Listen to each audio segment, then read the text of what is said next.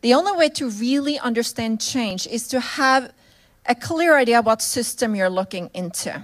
Because different systems change differently, and they show different patterns of change. And when you combine all these systems together, it becomes very interesting. So for the purpose today, I really believe that there are two specific systems that we really want to look at. The top one here is kind of the changes that we typically see on the human scale, and social scales, and in nature.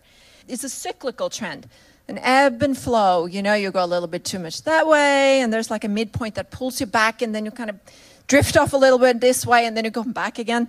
There's been several theoreticians who have operated with these waves, these archetypes that tend to repeat themselves. The Russian economist Nikolai Kondratiev was talking about the long waves in the economy, where you have different paradigms of industrial revolutions. Another one of my favorites, her name is Carlotta Perez, and she's talking about industrial technology, techno-industrial paradigms, where one way of producing things and allocating money tends to kind of flow institutionally and technologically together until it doesn't work anymore. I know Strauss and Howe were mentioned earlier today. Those are some of my sort of main theoreticians into how I view generational change. And if you really look at it, there's been like an 8-year cycle since, you know, the last time we had a big recession, since you had this, you know, very polarized political landscape. We have, you know, there's a huge volatility in the economic environment worldwide. We're even wondering if we're going to go into a new global recession again. So that is the typical cyclical, you know, pattern that we'll see. But then we're dealing with technological change and some other changes that are on a completely different scale. This is Ray Kurzweil down here. Some of you might be familiar with him.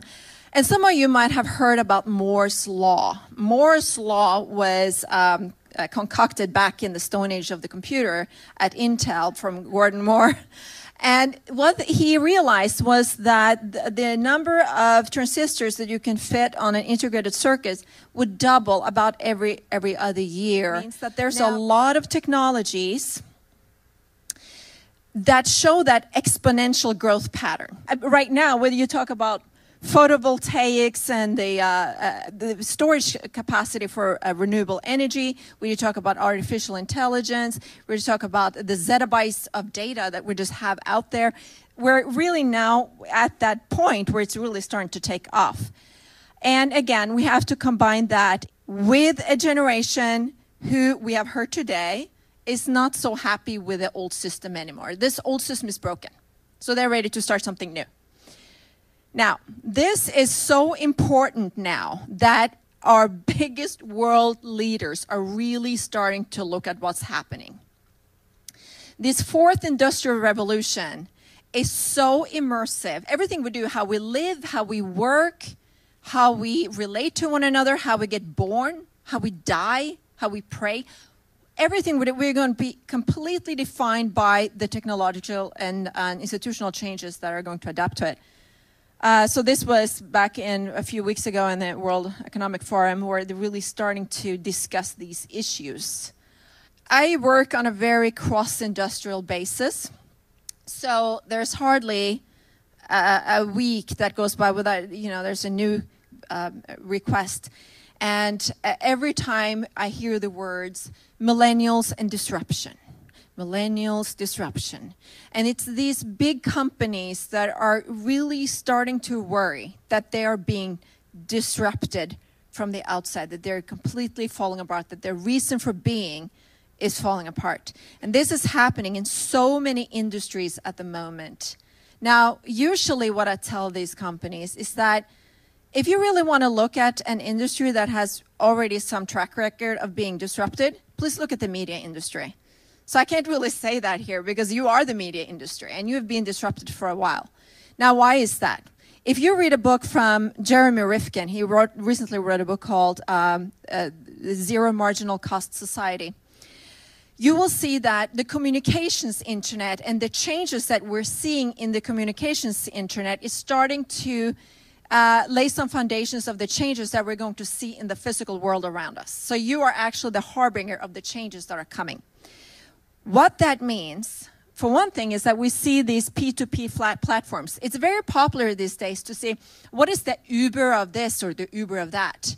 I think we could rather say that Uber is the YouTube of the transportation industry. Because really, when you think about it, these peer-to-peer platforms and how these new communications patterns are starting to happen, they are peer-to-peer. They've been peer-to-peer for quite a while in the media industry, and you are the ones who are really feeling it longer than any of these other industries. I know it's disrupting, especially advertisement-based business models are starting to really wonder how we're going to survive this. Also, we have, and I don't need to really go into this co-creation and do-it-yourself. I think we've already covered a lot of that today. This is a generation that really wants to be heard and wants to be part of the final product.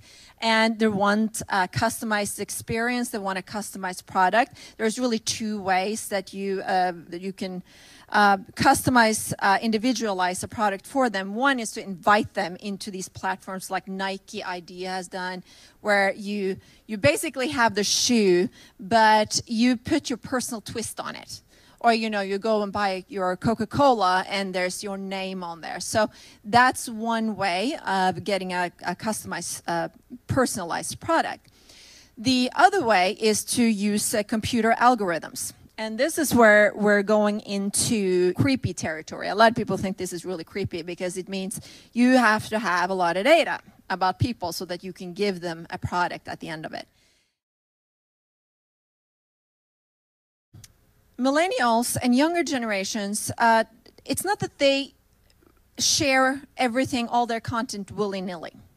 They have a much more conscientious idea about what they're sharing and why. So they will share more content in social media, but they will have a much more filtered approach to it. And one thing we noticed was that they tend to look at their personal data as commodity, as currency. So, okay, I share my content with you, but I expect you to give me a customized product back. And so, is there no role for the old industry, for the old media industry? It can sort of look like it, that these old institutions no longer have the same sway over their market as they used to have.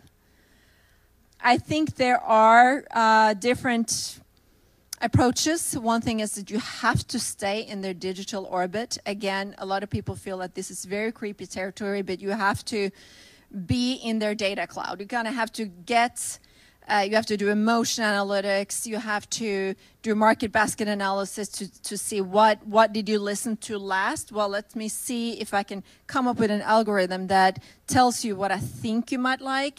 Where do you live? Okay, let me see if there's an event that's going to happen around your zip code. These are these little strategies that you have to use in order to stay relevant on the individual level.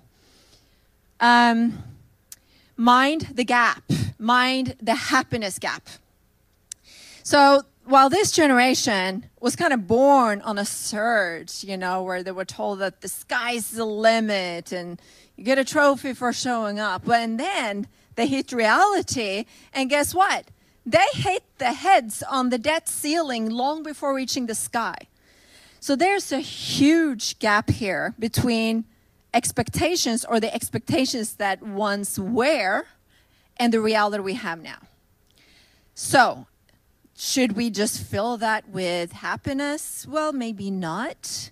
I remember back even when my oldest one was a child, Barney was big, and he was singing about these gumdrop and lemon drops and, you know, raining, and everybody was so happy. And now millennials are becoming parents, and they take their children to see Inside Out, where sadness wins. I don't know if anybody have children here and I've seen it, but the whole concept is that you have a full range of emotions, and we're not happy all the time. Sometimes you actually need the sadness.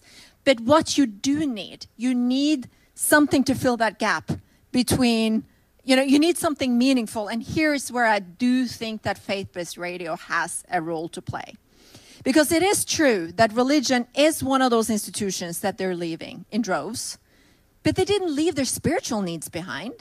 So if there's a way that you can connect to the core, with those core needs, just like Matt just was talking about, you connect with their needs, where they are, then maybe there's a big role to play. Facilitate conversations. Stop talking so much to them.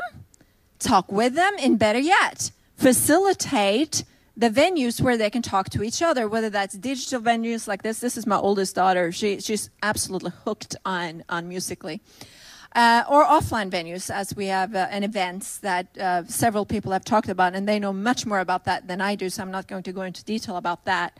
But again, it's away from the hierarchy and the authority, and it's facilitating the networks and using those networks effects as much as you can.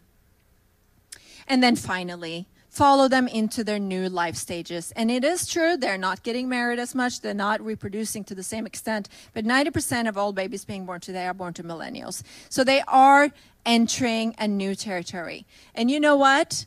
When they're with us, we're going to invite them into the ranks of the zombie.